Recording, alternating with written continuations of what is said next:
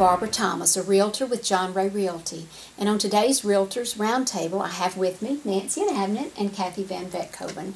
Today we're going to ask the question, is it really necessary when you're listing your house to have an appraiser do an appraisal for you?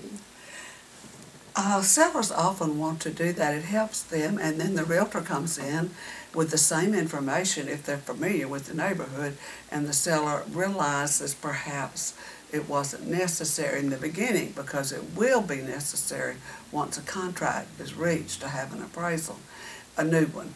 And the realtor can compare different houses. They've been inside of them.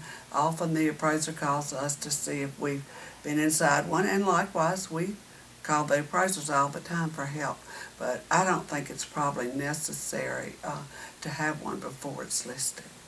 So a CMA is what you're going to do for your seller, and that's a necessary part of listing the house. Tell me what a CMA is. What does that stand for?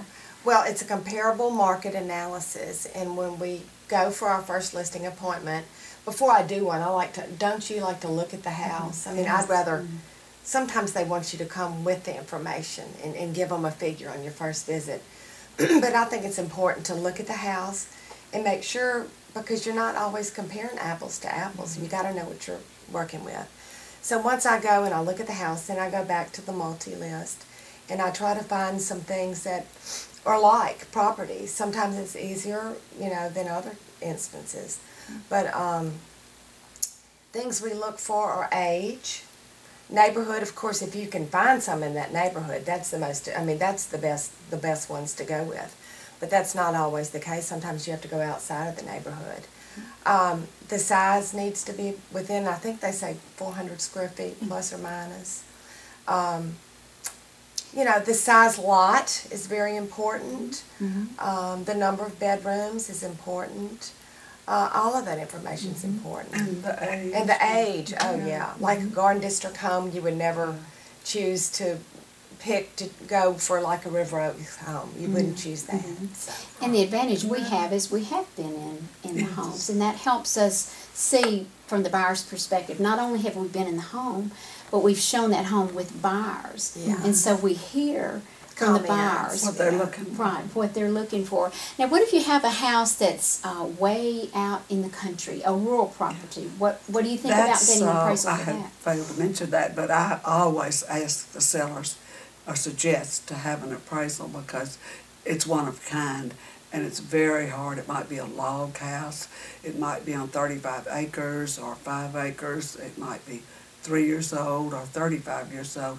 So it's probably pretty important to have an appraisal done for those unique properties. And your nearest comp could be 40 miles away. That's right. And it makes it more difficult. It's very difficult. It is. When you're out in the country. It is. Now, what about estate property? Well, I enjoy working with a lot of estates, and have since I first got into real estate, and it's pretty necessary for an estate.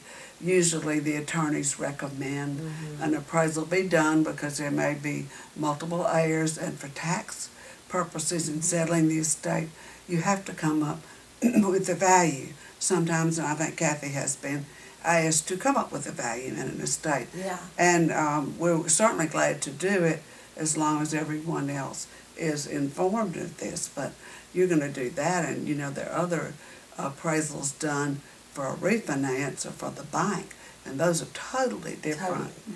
And then you have the appraisals for our buyers, and I think people have to realize an appraiser looks at that same property 3 different ways, depending on the nature or the reason for the appraisal.